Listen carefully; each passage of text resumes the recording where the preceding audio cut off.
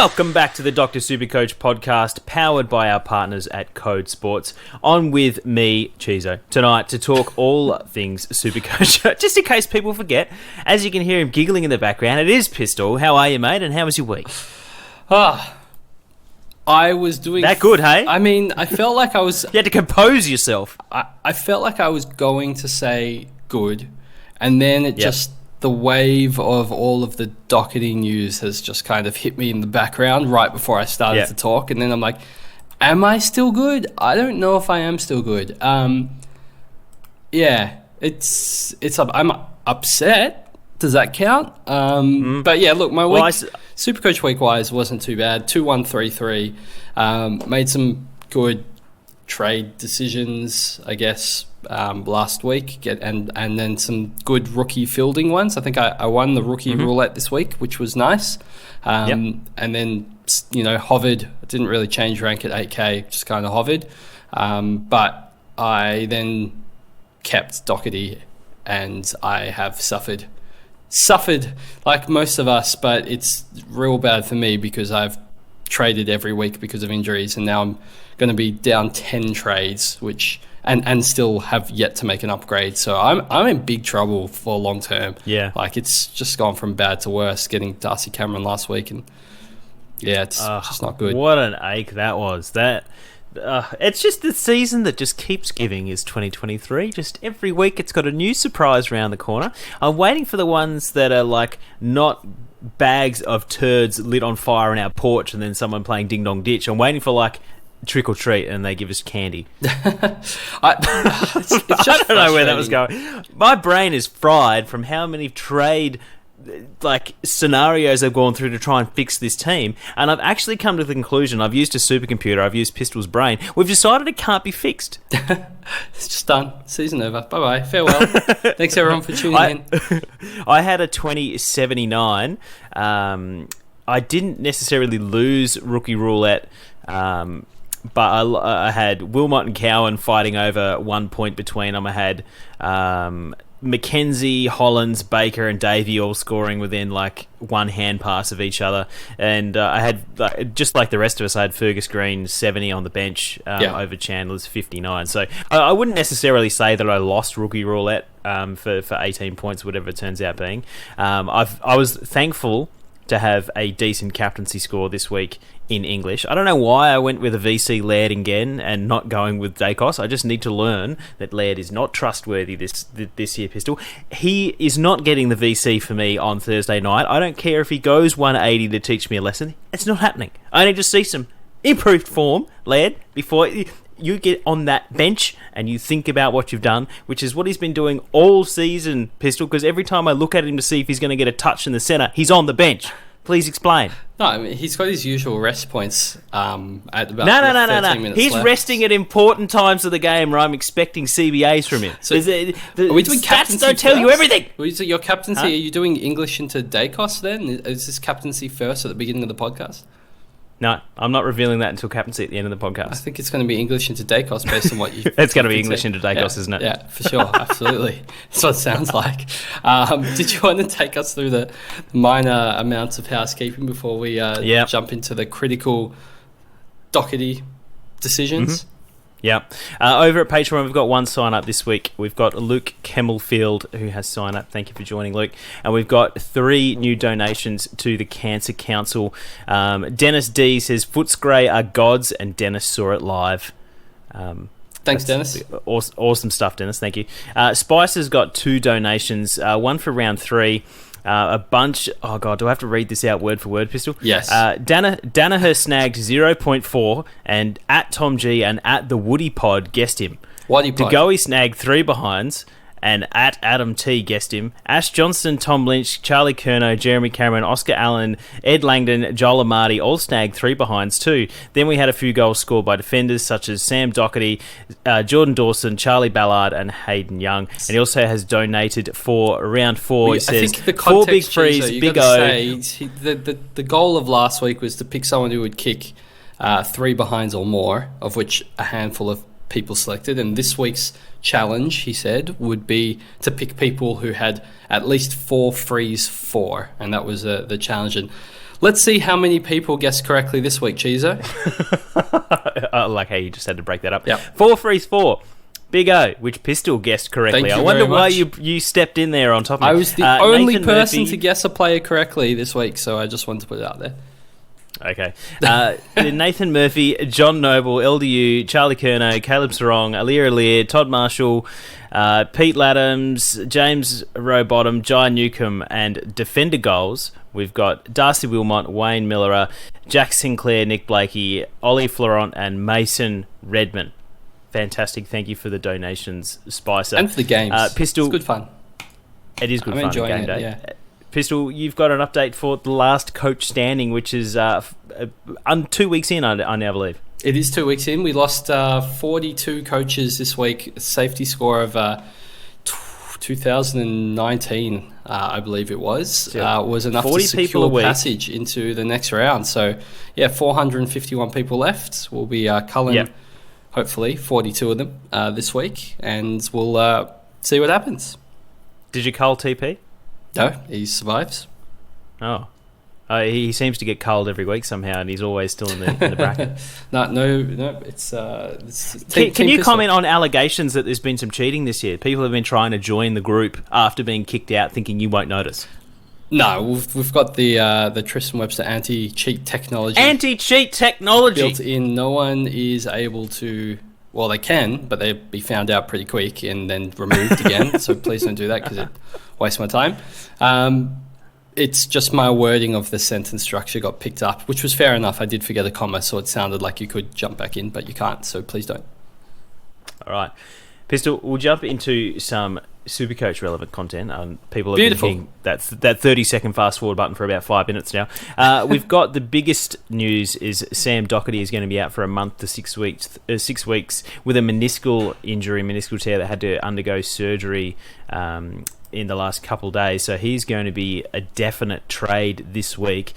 I'm going to put this out there, Pistol, that there is like a range of variants that we expect based on a set of data that we have. We've got 150 games of data with Sam Docherty, and I don't think there's many people out there that would have had the cojones to say that he would perform or score as he has so far this year and then ended up being injured. Like this is by far one of the worst starting options I've ever had, and I don't necessarily think it's entirely predictable. I think this ends up being in the unpredictability realm.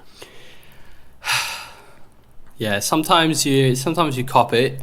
I mean, last week copying it when you get Darcy Cameron, but he's scoring well. I'm like, well, at least he scored well and he made money, and then I feel a little bit better about it. But Docherty scoring badly and losing money and then getting injured. It's like, oh no. This just has gone from bad to worse, and I think there's probably a fair few people in like me where, I mean, straight off the bat, I think the obvious solution is if you have money in the bank and you can straight trade up, and you can get to a minimum Tom Stewart, you're feeling like, okay, well, not the end of the world. But there's going to be people that's in a similar situation as myself where you just don't have the money in the bank and you're like, what do I do now? This does not feel like a two-trade solution, especially with trades already have been burnt by the week. It's not fun. I'm already stressing about how I'm going to complete my team. As I said early in the pod, we're down to 26 trades and still have yet to make an upgrade. It's not pretty. It's not going to be a good end to the season, and that's not fun to look forward to. Yeah, and if we just go through the most popular trades at the moment, the most popular is Docherty to Dawson, Docherty to Stewart, Docherty to Dacos, Docherty to Luke Ryan, and Docherty to Jake Lloyd. There seems to be a lot of people that have enough cash to pretty much just straight swap Docherty, and I'm not in that camp. So this is a very, very painful situation for me, Pistol. I guess the first thing I want to hear your thoughts, like obviously if given the option, you're going to be trying to replace him with someone that should be a long-term keeper. You're not trying to be penny pinching this early in the season, even though you are talking about like, how am I going to finish my team? You're going up to get, say, a Jordan Dawson. You need 60 or 70k or something like that, maybe 90k, 100k, 90k. There you go. So at your stage, you've mentioned that you're already foreshadowing that you're going to run out of trades without being able to finish your team because of the carnage so far. Is that causing you to orientate your trading so far this round in a particular fashion, or are you totally open to doing a double trade and just getting the best defender that you don't have? I think there's two ways to go here. You're either penny pinching, but to like a relative extreme, I think. So getting in somebody who, you're banking at least 60k and they're going to be a keeper, and that person would probably have been Will Day had he not been suspended for 2 weeks, and that would have been an option that I'd look at, because then I can use that money to fund my next upgrade and try and get some good value in my team while also improving my team. And yes, he may not have been top 6, but he would have been in that top 8 to 10 range probably, but now he's off the table. So there's other options that you could jump onto, sort of the Rioli range. I mean, if you read the Code article last week, you would have seen Tom Barris's numbers without McGovern in the side, and he's come through with the goods again last week. By far, not a sexy pick at all, but it's hard to argue with the data. You know what, Cheese? I'm just going to read out Tom Barris's ends of I'm going to read out his last 9 games, because people are unaware, and I was quite shocked when I went through it until I read the article last week. It's just way better than I thought, and it just feels like such a unsexy pick that I can't imagine people will do it. But his numbers speak for themselves. Sounds like your number one suggestion, so I can't wait to hear about him being talked about first. So let's go. 149, 132, 109, 104, 126, 83, and then this season he's had a 103, 34, 110, 116. So he's had one absolute stinker that's rocked his price down. Rocked him to the core. Absolutely dropped him to 480k.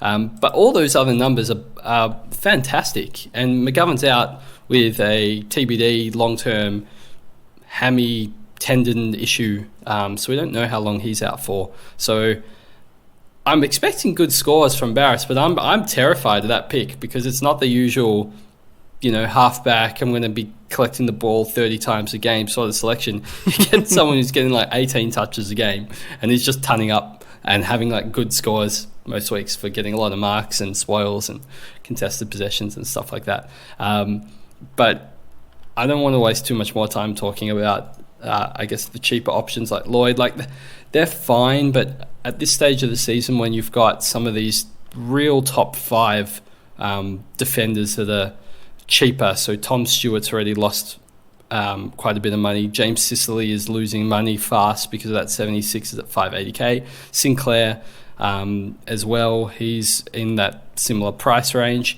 I think while we can get them, we probably should just take them at their somewhat discounted price. I feel less convinced on paying up for somebody like Jordan Dawson. This might be a hot take, Cheezo, but he had a fantastic game and he looked unbelievable, and he was hitting he couldn't miss. He's like 96% disposal efficiency, I think. Incredible. Like, he's such a truly amazing player. But his games before that, 97, 110, 114. I feel like I'm talking from last year, because Tom Stewart did the same thing and then he just exploded, and Dawson could definitely do that again. But the fixtures are not quite there for Adelaide. You've got Carlton, which is relatively tough. Hawthorn, easy. Collingwood, Geelong, St Kilda, Bulldogs, Brisbane. It's just not a super easy run. And I just don't feel comfortable paying, 60k more for Dawson over somebody like Tom Stewart, who really should average similar. And when the value options present, I think you just take it, and I'll if I have to get Dawson, I'll get him, in 5 weeks' time, when that 173 falls out of his price cycle, and he'll drop a bit in price. You can't get those points. Like, you've already missed that 173. So I would feel more comfortable trying to pick off the value picks, especially when I'm trying to finish my team and I'm unsure about how that's going to work. Than paying all the way up for Jordan Dawson. How do you feel about that? Well, I don't want to be the politician here and do double speak and trying to put it back on you, but I definitely asked you like what your preference was out of the two. You said there was 2 ways, and you've named Barris and Jordan Dawson. No, so I said don't do the Jordan Dawson way. Are you even listening? I've got to say, You're flowing like a river. There's lefts and there's rights, and you're going to get to the end location. I'm sure of it. Look, I'm in a position where I can't simply go up and get one of the big guns. I can't afford Tom Stewart. I can't afford Sinclair, Ryan, Sicily, Sard, Dawson. None of these guys. So I'm faced with a position where, is it worthwhile using 2 trades to go up to someone like Dawson, go up to someone like Sard, who, if you look at his numbers last year, let's take Sard, for example, he averaged like 110 without Zach Williams last year, and he's averaging 115 to start the year. So it's interesting that he seems to be the beneficiary. The thing for me is, what I'm trying to get out of you is, do you see enough value and enough options that are like-for-like replacements, say a Jake Lloyd, who is really playing well to start the year, but he's not going back to that 115-plus Jake Lloyd that we once knew. Like, I think in best case scenario, he goes 100 flat this year, like pretty much just averaging what he's currently averaging.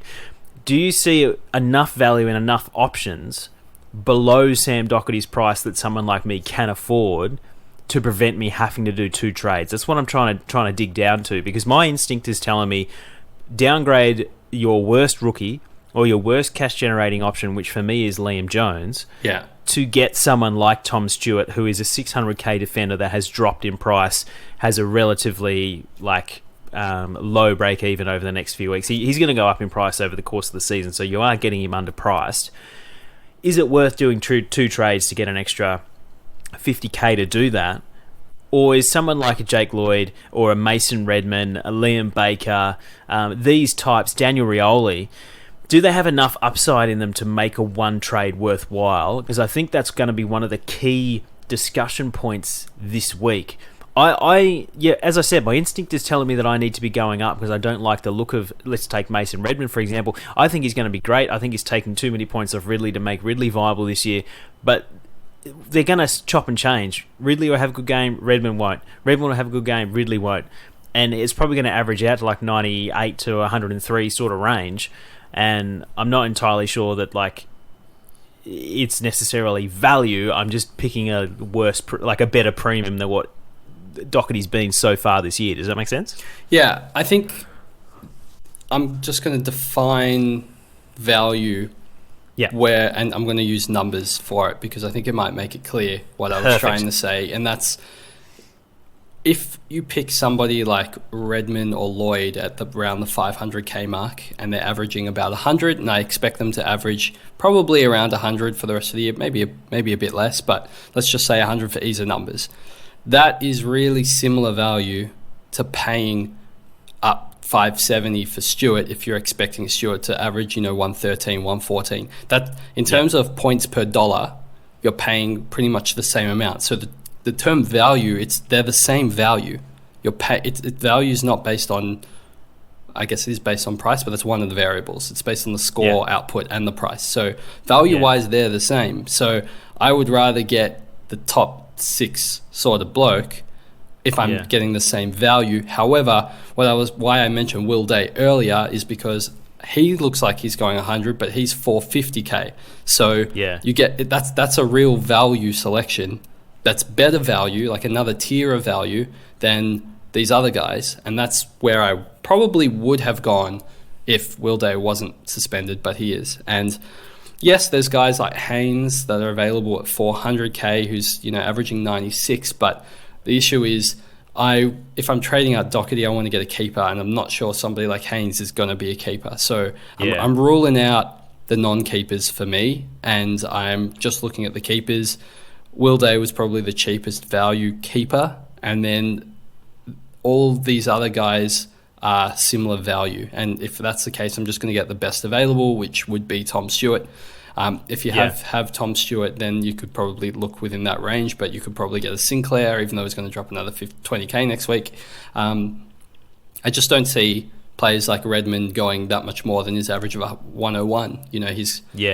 I don't think he'll average 101 for the year. I think he'll be just on the underside of that, for example. So I think that's kind of how I was trying to answer the question. But Chizo, it matters a lot about how you're freeing up that cash with your second trade, because as with everything, there's good trades and there's bad trades. Now, I'm going to talk very broadly here with a larger issue at hand, and that's just about the rookies that are on the horizon and the rookies and kind of how I see the game moving in the next couple of rounds.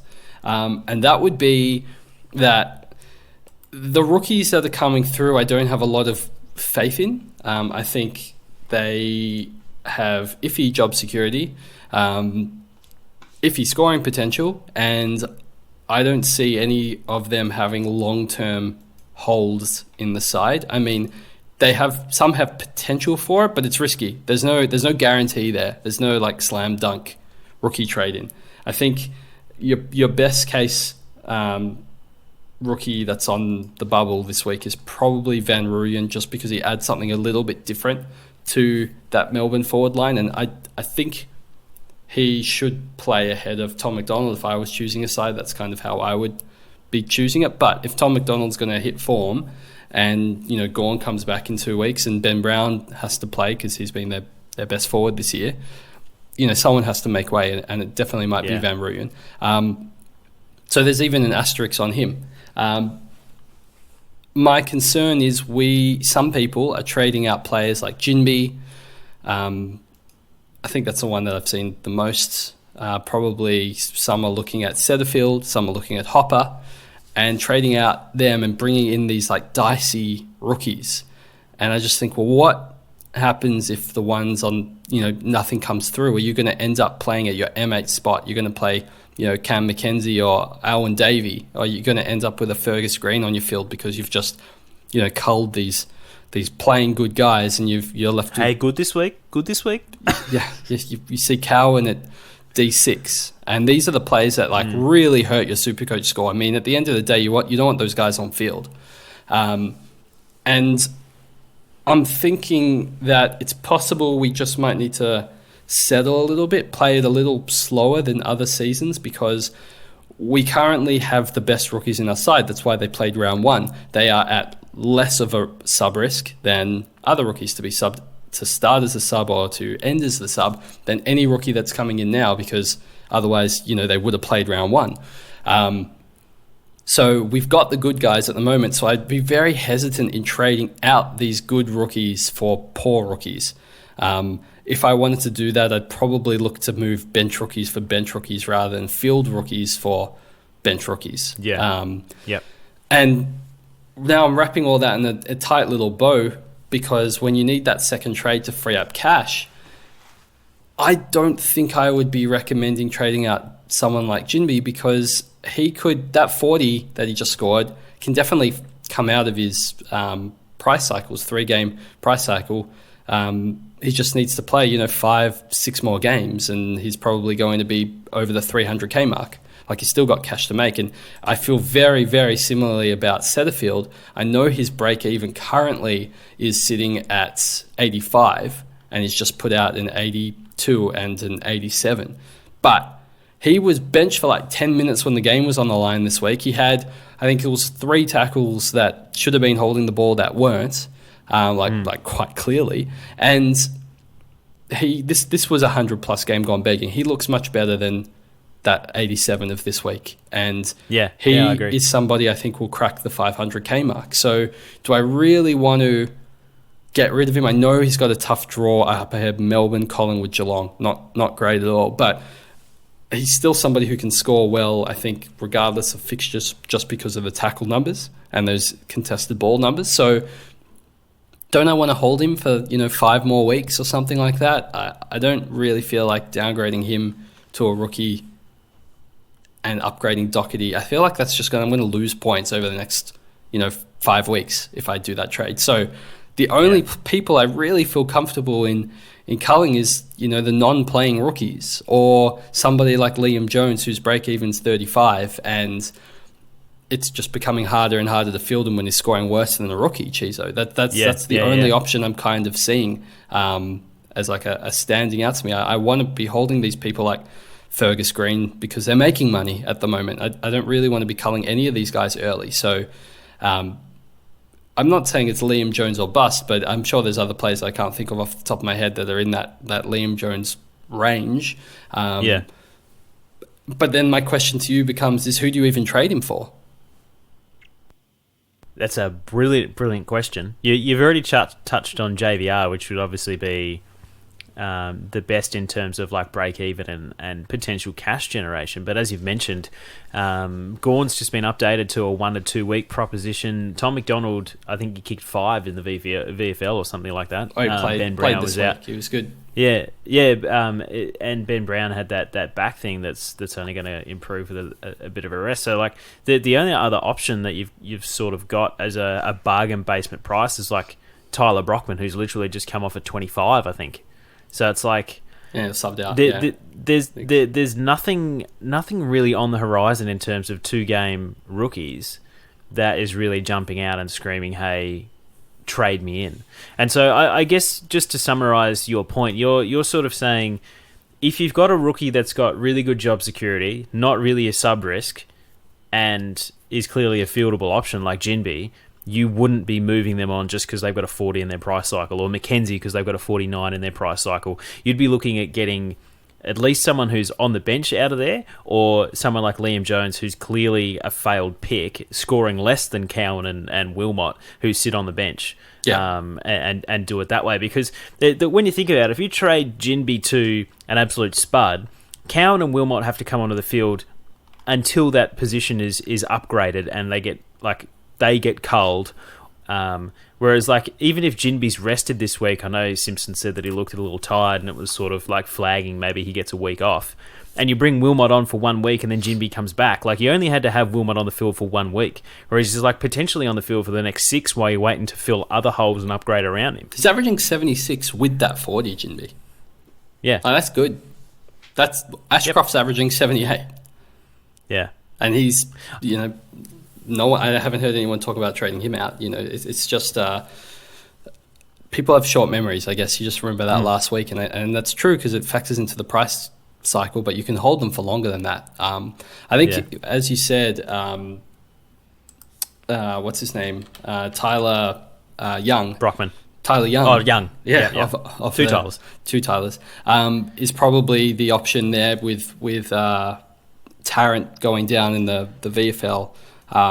You've got Tyler Young, but it's not. Well, I don't think he's got 100k left in him. He's probably got 50k left in him, and then you're trading Jones to Young. It's not a super inspiring move that you've got there. I mean, maybe Sincotta will be named for Docherty, maybe, but I'm still worried. They had half a dozen injuries. They've got Kennedy, Akers, Walshaw coming in as well. There's no guarantees, so. Yeah, we'll have to wait and see. I think Williams from Port played and he looked pretty good, but you still have Burton to come back in the side, so I'm not 100% sure how they're going to line up. He might be an option, but none of these guys I feel super comfortable with. I think freeing up cash is really hard. It might not be possible, Chiso. It might be a way in which you just have to do Docherty down to somebody and pick the best guy available, which is not... It's the circle of life. We've gone through the rookies and we're back to deciding whether we should use 1 or 2 trades on Docherty. I love it, mate. I love the journey that we've been on. You and I often say we go off the tracks, and the train has been decoupled and then it fell off a cliff and landed on another train track set below. I absolutely love it. I think that's been really, really insightful in terms of... I think I'm seeing a lot of reactionary trades, particularly like even in Slack, let alone like on Twitter and stuff like that, where people are like, they want to get rid of the rookie who's got like a bit of an iffy score in their rolling average, but they have the highest price. So let's take an Ashcroft or a Ginbey. It's like, I can do the most with their money, therefore they're going. Whereas I think a really simple exercise, and I'm a pen and paper guy, Pistol, I'm not an Excel spreadsheets visually inside your mind, like... You don't even have to click buttons. You can just do all the calculations in your head. I'm a pen and paper, and I literally like to write like a couple weeks' time what my rookies are projected to have made. And then I'm looking at the one guy like Liam Jones who's projected to make go down in price. I'm like, okay, he's the clear standout for me. He's not in my team as a premium. He's there to generate cash.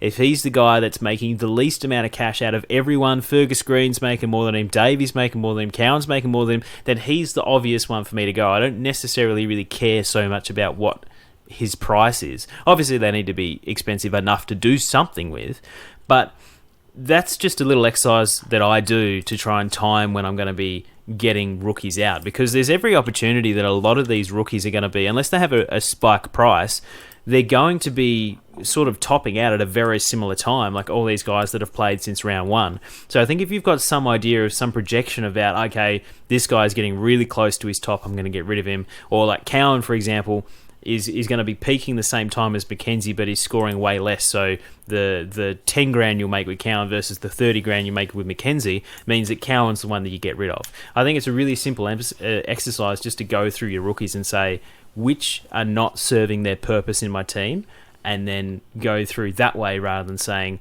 okay, I want to do this. I want this player. Who is the rookie that I need to get out? Oh, I can only do it with this one expensive guy like Ginbey. I'm going to trade him. I think that's the wrong way to go around it. You're retrofitting the rookie into the situation rather than seeing what's best for your team and then seeing what you can do with the available cash from there, if that makes sense. So we'll add something that will be, I guess, a little hard to hear for those that are not ranking super well. And that's... Okay, mate, that's a direct shot, but we'll move past that. It's not going to be super fun in the next couple of weeks without good rookies, because so you've been having fun up until this point? Well, I mean, I'm not having fun at 8K. Here we go. It's not like I'm hating life opening SuperCoach. It's fine.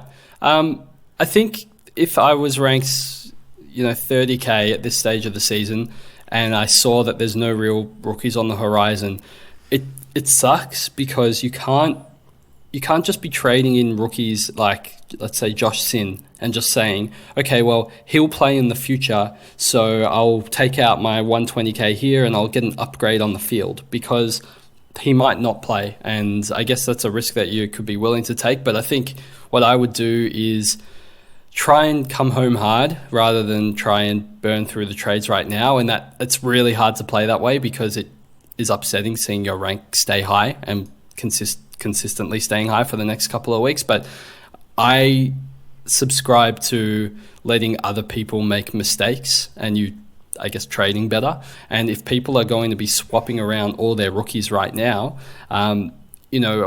people will bring in Samson Ryan, and he might be fine because he's got the job security, even though it's no guarantee to score well. But if you let people take those risks when you don't need to, they could be going from one rookie to they could use 3 trades on one rookie. And I know there's a lot of teams in the top 1K right now that have at least 3 non-playing rookies, and they're going to be sideways trading these guys to other guys that have, poor security. If I didn't have Docherty, for example, I would have been sitting on my hands this week. There's no way I would have been doing a trade. I just would have let the team roll and see how we go. So if you are losing faith, which I totally understand, it's hard if you have had a poor start. I'm sorry, because it's still not going to be easy for the next couple of weeks. But if you be very careful with your trades, I think where you're going to come home strong, it's the buys onwards. That's the time to strike.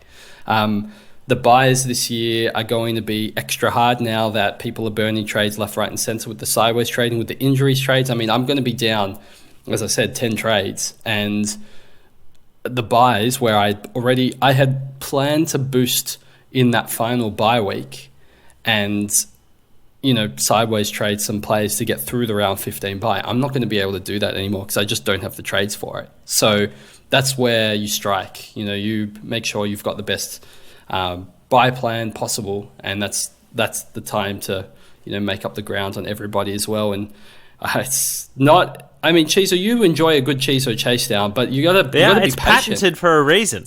You got to be patient. It's the timing is everything in that. And waiting for the right rookies and waiting for the right players. We have an extra round this year, which I know sounds a bit lame, but the season is longer, and you've got that extra round to jump up a lot the rankings towards the end of the year. Because as far as I can tell, people are not really taking that into consideration at all. So Chizo, one of the moves I'm eyeing off this week is somebody that has no Liam Jones and no rookies that are available this is downgrade. Gonna be spicy. I brought in JVR last week because I was 1k short of doing to get English and Phillips for Cameron and whoever else I traded out. I think Liam was Jones 2k short. I did the exact same move. Yeah, I had Liam Jones I traded out and Darcy Cameron, and I was 1k short of Phillips. So I brought in JVR, and I don't have a downgrade option at all this week. I'm looking, and this might be a bit of a surprise, I'm looking at trading out Rory Laird, which I think is a bit controversial because I don't think he's looked bad, but I don't think he's looked good either. The way I see it at the moment is he is likely to still finish in those top 8 midfielders. I don't think he is a trade out. I'm desperate situation where I need to find 20k, and there's a player that I think looks good that I want to get that I don't own that helps me in the buys. So I'm looking at Took Miller with that round 13 buy that will save me a trade in round 15, I'm sure, just because it eases all the buys, so I'll score more through that. But the thing with Laird specifically is that it's a faster game style that I'm seeing from Crows. I mean, you add Rochelle into the midfield and suddenly you've got this spark, you've got this energy. I mean, Rankin has added a lot as well. Their midfield mix, I mean, the slow boys, Barry and Schoenberg, have not been getting bulk midfield time like that they did last year towards the end of the year. I mean, Laird's still getting the same. His role is fine, but when you're injecting that sort of pace through the midfield, you're matching how the other AFL teams are playing, where you get the ball forward at all costs, and Laird's tackle numbers are down. And I am still unsure. It's only 4-game sample size. I'm just unsure if that is variance or if that's going to continue based on game style. I don't know the answer. I just have a gut feeling that instead of, I'm picking Rory Laird at the beginning of the season thinking he might go, 125 plus. And I'm looking at him now and I'm like, I'm pretty sure he's going 110 plus. I can't guarantee he's going to go 115 plus. And this is an opportunity where I can bring in somebody who I'm quite sure is going to go 115 plus and help me through the buys as well. So the downside feels a little bit low. I need to use a trade anyway, so I could bring in somebody like Tom Stewart. That's where I'm looking at. Doesn't mean I'm locked into that at all. Pending teams, who knows what will happen. Might get a rookie, but it's just something I'm playing around with. But by no means am I looking to do like Laird to Oliver or anything like that. That would just cost more money. And I still believe in Laird. So yeah, that's kind of where my thoughts are going, Chizo. So is it a situation where you're expecting Laird to drop out of the top 8, or you're going to pick him up for cheaper as the year goes on? I'll just reassess where he's going to go throughout the year. I mean, look, Pistol the fence sitter. Gotta love him. No, I'll reassess as he goes. I mean, as I mentioned before, the draw for Adelaide's not ideal coming up. Carlton, Hawthorn, Collingwood, Geelong, Saints, Bulldogs, Brisbane. I mean, it's really not ideal. After the bye, it opens up a little bit more, but yeah, I want to see more from. I haven't been in love with what I've seen. Let's just put it that way. Most teams are playing faster paced football, and it is impacting the midfields as a whole. Like if I open how my many tab, midfielders are averaging like 110 plus? It's like not many. Bugger all, and it's like players that were relevant 6 years ago or aren't actually relevant. Like, it's weird. It's proper weird. I'm telling you. Well, I mean, that's part of the reason is, I'm looking players averaging over 111. There's 7 midfielders. Like we've had times where there's been like 12 over 110 or over the same period. There's just and the ones that are there are LDU, Oliver, Tom Liberatore, Scott Pendlebury, Took Miller, Josh Kelly, Patrick Cripps. They're the ones going over 111. Yeah. And then if I were to include the next lot, you've got De Goey, Mason Wood, Tim Kelly, Tom Green, Treloar. I mean, it's a big drop off. I think you'll see Laird push into that, bracket, at the very least that secondary bracket, at the best the top bracket. But he's just a lot of money at the moment. Whereas, I am stressing a little bit about finishing the team. So looking at that, there are some players like Warner, who's like 500k. I mean, if you're into Mason Wood, I'm not going to try sell him to you, but the numbers are there. He's looking like a Brownlow medalist at the moment at 480k. The numbers support it. It's just that's way too risky. The numbers support him being a Brownlow medalist. I mean, numbers support him. Can I get a sound clip for that? The SuperCoach selection. He's yeah. He's looking like a 105 plus mid. You can still pick him up for 480k. I mean, that's good value right there. So if you're picking value selections, he could be one. But yeah, what a weird year, Chizo. What a massively weird year. Like Brayshaw doing 94. We got Titch doing 101. That's a bit of an... You got Merritt doing 101. Mills doing 101. McRae doing 102. Laird 102. Parrish 103. Neil 103. Petrarca 104. These are low. Like, this is bad. I'm literally unable to compute so many premium 115 midfielders averaging a ton or less this year. It is bizarre. It is really bizarre. And then, like you mentioned before, is this variance or is this a competition wide where every club is trying to move it faster? I think we see most games do. You do see teams moving it fast, but surely it cannot be impacting the top tier midfielders by as much as 20 points per game from their average. They can't slingshot it past them to that extent for the entirety of the year, can you? That's not a thing, right? I think the way it will work is like teams will kind of figure it out and slow down, halfway through the season, and we'll get that sort of shift where the big boys start coming through. But I can't guarantee that. All I can do is just look at what's in front of me. My gut feel is there will be a shift, and they can't keep up the fast pace throughout the whole year. But at the moment, it's complete madness. I mean, some of these, Luke Ryan going 127 average, for example, is beyond bonkers. I think that at some stage those midfielders are going to come good, but it doesn't feel great having invested in them at 700k or so.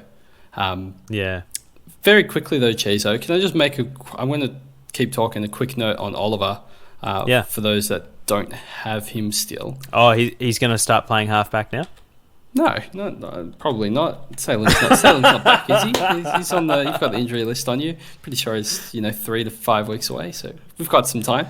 I just want to keep reminding people, because I know it hurts every time he goes 120 plus when you don't own him. But you just have to remember, if he's scoring 121, that's bad value for his price. Like, all he has, for him to be I guess if you're buying him at 700k, you need him to average, 127 or whatever it is. You need him to maintain that. So every time he doesn't hit that average, that's a win, because you've invested that in your team, and assuming you've invested correctly, your players are hitting their price points. So overall, you're winning in terms of total points for your team over Oliver. I think I feel like I'm going to need to remind people every week, because every week he's going to get 120, and people are like, I need to get the guy getting 120. And it's true. At some point, we'll need to get the guy 120 that's going 120, but we don't have to pay 710k for him to get a 120 average. That's poor value. That would be a bad move. It's very, very close to 130 on a point, of 5,300. Yeah. Well, that's right. So at some stage as well, he will come down, and sure, if he's going 120s, that's fine. That's a win. I'm taking that as a win. The problem is when he goes to 150s. That's where it really hurts. And, those fixtures are right there, and he definitely could go the 150s, he could go the 200s, and that will sting a lot. You just got to pray and hope, I think, at that price point, unless you are genuinely expecting him to go 130 plus. But it's really hard in this day and age for players to go 130 plus. I would be surprised if anyone goes 130 plus except for Tim English this year, because his scoring is just on another level. On a different tier. He's not going to go 130 plus this year even, Pistol. I think he will. No, he's going to go 140 plus. Oof. His score, I swear, was even unders. This is what it's like when you don't own him. You're like, he scores for nothing, and then when you own him, you're like, unders. He's just scoring's on an absolute other level at the moment. Yeah, which is fun to own. So if you don't own him, I'd be more worried, because he's only priced at 648. It's much more reasonable when you got a guy with a season low of 134. Yeah. I tell you what's interesting, like when we had the moment before round 3 where people were trying to get like Zeeble and Setterfield and these kind of guys in, Taranto was the sacrificial lamb for many people because he wasn't going to like price him out, or which is fairly true, but he's also the highest averaging like forward of like the big boys that we were considering to start the year. So it's just like you've used sound reasoning and logic about which of the 5 forwards that a lot of us started with wasn't going to hurt us, and you've picked the one that's averaging the most after 4 rounds. Like 2023 is weird, man. I think the next thing we should probably jump into, Pistol, after that our little digression there, is probably some of the DPP changes that we should expect after round 5. Now, we're not going to go through every name that could potentially be on the list. Like we get messages on Facebook and Twitter and stuff all the time that's like, what about this obscure player for draft? It's like, I don't know, man. Sorry. But in terms of like our classic teams, the one that's starting defence, the one that's probably most relevant to a lot of our teams is Wilmot. He's been playing a lot on the wing. I think he is going to be getting mid DPP, and last week I got rid of my mid defensive swing because I only had to get through 2 weeks without an injury and not having to need that swing. And unfortunately, because I lost it, like I literally can't do Docherty to anything else. I have no flexibility. So Wilmot getting this DPP is going to be super helpful because he's still in my defense. I can't do anything with him. But no, it gives me the potential to start swinging some extra bits around. So you mentioned he's pretty much locked. We don't really need to touch too much on him. What are your thoughts on Cam Mackenzie for the Hawks? He spent a lot of time in the preseason getting touches and CBAs and stuff like that, but not so much as the year has progressed. Well, with Will Day copping the 2 weeks, I think you would expect Warple and Mackenzie to be the beneficiaries of that. And they should be getting more CBAs this week. So they both become holds just to see what they can do. I think that might potentially ruin Mackenzie's DPP, but I'm not sure how much midfield time he'll get. So we'll see. Plus, he's gone 52...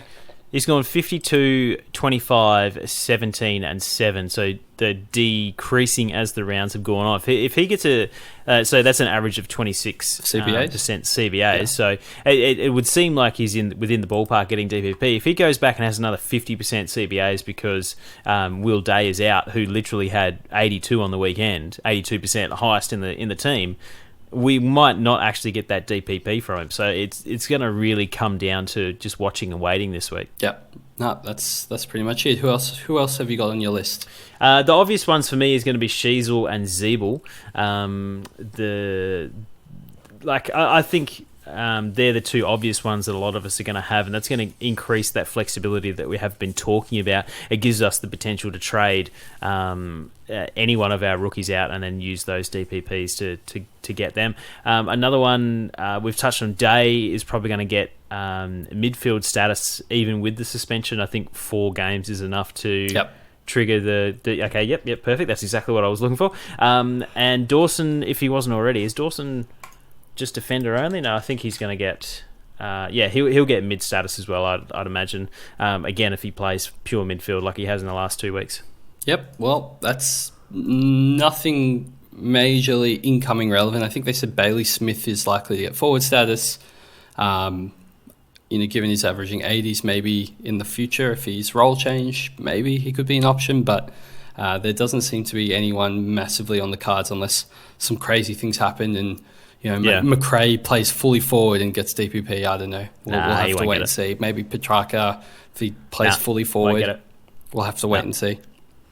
The interesting thing for Dawson, I know that we've mentioned it before, is that he is what I thought Docherty would be, that he would, from week to week proposition, he'd either play defence or midfield. This is Dawson's CBA numbers for the year, ready? Round 1, 0. Round 2, 3. Round 3, 62. Round 4, 57. So he's literally, and that's a 31% average for the year. So if he plays defence this week, he's not going to get it. If he plays midfield this week, he's going to get it. Yeah. So like he literally turns up to the game and goes, "Coach, am I playing midfield or defence?" Whereas Docherty is just like, "Where do you want me in the first half of quarter one, Coach?"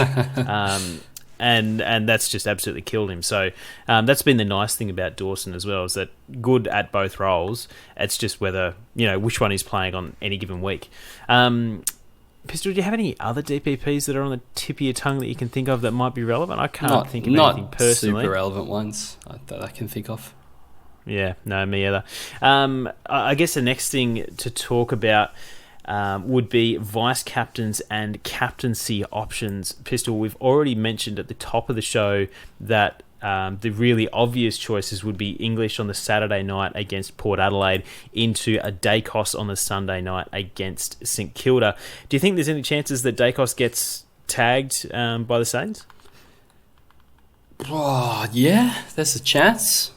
There's definitely a chance. Okay, a chance out of 100%. 30? 30% chance, that's it. That's a good chance. Or only because Saints have the players that I think could do it, whereas most clubs I don't think have the players that can do it. Yeah, and Windager's been doing quote unquote like little jobs in the midfield, but he hasn't been doing like a lockdown tag like we saw in the preseason, like practice. You reckon that would kill your draft team? It would kill my draft team, but yeah, look, I'm leaning towards English into Dacos anyways, my captaincy. I guess Tom Green against Hawthorn. Without Will Day, it could be huge. Might be nice. Depending on weather, I guess if it's raining as well, it might be a really good one.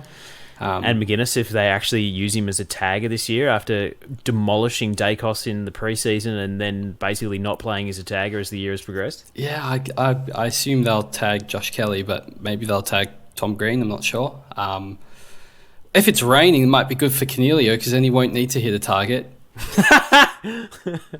Yeah, God. So we'll see how that one goes. But look, if you have Oliver against Essendon, that's always going to be an absolute great option. You could probably do. I think that's probably your best play is Oliver into English. Yeah. I was going to say that I have to look at the time zones of the games, but the game is literally both at Adelaide Oval. Yeah, everything. It is too, one after the other. Yeah. Will the crowd even leave? I wouldn't. I just sit there. How are they going to catch you? They're not going to come out and kick everyone out within 10 minutes, are they? I don't know. Yeah, how do you do that with the tickets? You just buy a ticket. It's a day pass. One ticket and then just hide underneath your seat until the crowd starts filling in. Hide underneath your seat. Yeah, well, hopefully the weather holds up. But wait, hold on. This is gather round. Yeah, they're all at Adelaide Oval. Yeah, pretty much all. So you get a ticket on Thursday night, take your sleeping bag, and you've got 9 games worth of footy. Yeah, but then you got to eat. Except for the Norwood Oval games. You have to eat Adelaide Oval food, which doesn't sound appealing. Yeah, I think that's pretty much... JV's so mad listening to this right now. What about Marshall with Collingwood's no ruckman? Oh, that's interesting. But if you've already got Dacos, why would you not go Marshall? Yeah, I mean, it's true. Most people have Dacos. How good's Dacos? Amazing. It's 134. It's incredible. That's stupid numbers. It's actually incredible. He's only in his second year. No, it's averaging 134. It's insane. It's like prime. And he's not even playing midfield time, man. Like he's playing barely any mid time. I don't know. He can do it all. It's pretty crazy. I'm just thinking of like how many players have averaged 134 in history, and I'm looking at like a 20-year-old that's currently, 4-game sample size, but it's been a bloody good 4 games. Yeah, it's been huge. You could probably extend that if you count some of the back end of last year as well, when he was going nutso too. Jeepers. So, okay, Dacos is a good example of holding on to a rookie when you've got a special talented one. And I think, Ginbey's not in the Dacos class, but if Ginbey could average 80 this year, perhaps, I don't know. He had good scoring potential in pretty much every game he's played. Just don't love trading him out when he looks pretty good. Yeah, he looks great. Actually looks great. All right, anyway, thanks, Chizo. I'm actually trying to look up and see if how do I find tackles? I'm trying to figure out if Ginbey's still leading the tackles for the year. For his club? No, he was leading the AFL last round. Oh, he's in third place now. So the leaders with 33, then Atkins with 32, and then he's next with 31 tackles. Yeah, that keeps your floor nice and high. He's literally leading the AFL up until this week. Yeah. Bugger. He's good. He's a really good player. I'm depressed, man. Like, my team is so cooked. Like, can I catch a break? This is getting a little bit like public display of affection. Like, I just want to give you a hug, Pistol. I just want you to reassure me that it's okay, that things will get better, and I won't just keep, like I said at the top of the show, that everything was just going sideways, and it's just starting to get to me. Like, we've spent a whole hour talking about this, and it's just like, if there are SuperCoach gods out there, for the love of you, can you please give us a break? The poor mortals that you've been bashing over the head with lightning bolts for the last 4 weeks. Please. Yeah, there's no guarantees, Chizo. As I said, it might be I said I wanted reassurance! hard, difficult journey until the buys at least. So yep. Keep your chin up. Keep grinding, get community. Get the chase down Keep ready. Get your running shoes on, and we'll see if you can chase everyone down during the buys. Patented Chizo chase down. I'm known for it. Thanks for sitting down with us, community. Thank you, Pistol, as well, for all your advice and fence sitting as the podcast has gone on. We really hope you have enjoyed. You can find us on all the socials, Dr_SC. For the main page on Twitter, you've got Chizo_DRSC, Pistol_DRSC, and JB_DRSC. Don't forget to check out the merch store if you do want to help support us with things like that. Until the next episode, have a good week.